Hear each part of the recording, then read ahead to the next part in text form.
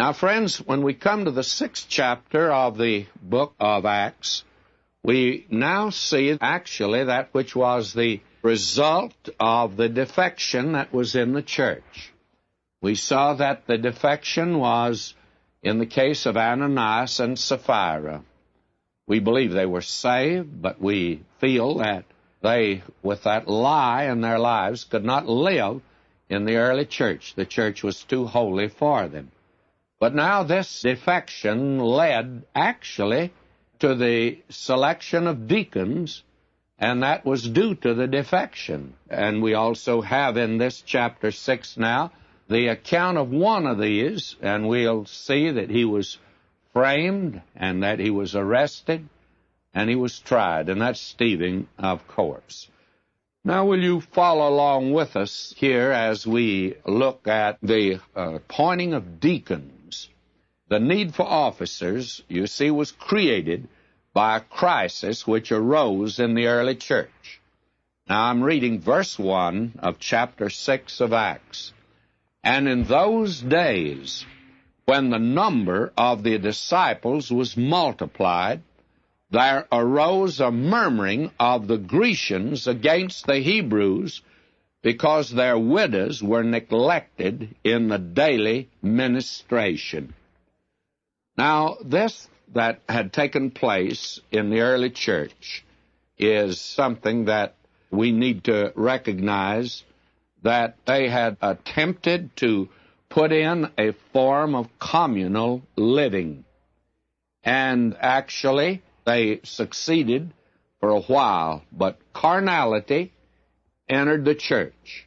And when it did enter the church, why, we found that it caused Ananias and Sapphira, they misrepresented, they lied.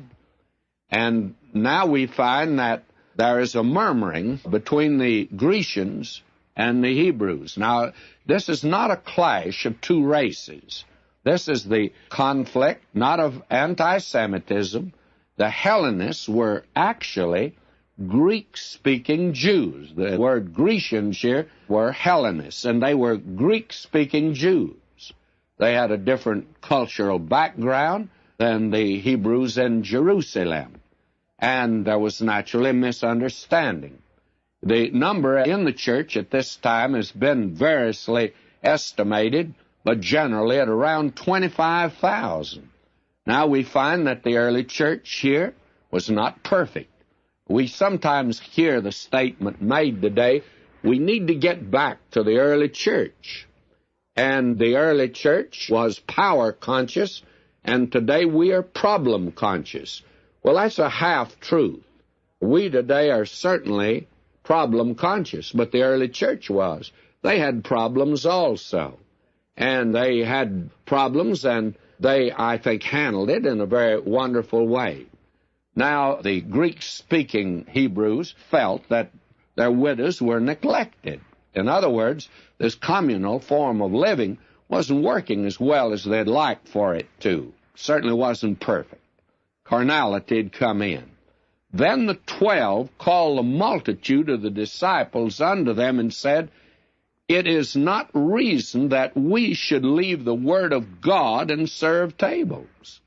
Now, the apostles, they felt at this time, very candidly, that they should not give up the study of the Word of God.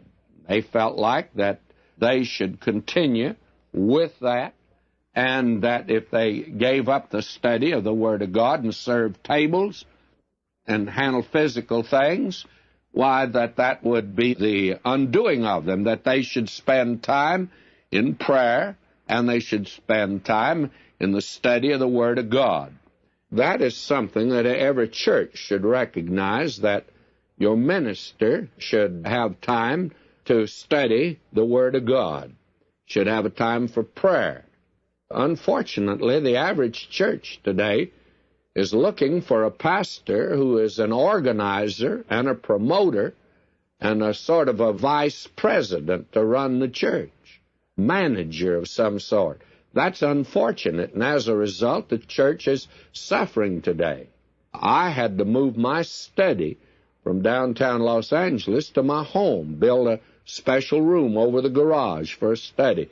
I found out that all I had in the church was an office, that they didn't intend for you to study there, didn't want you to study. Now, that's unfortunate, I think, for any church. So that the thing that the apostles say now, you choose you out men.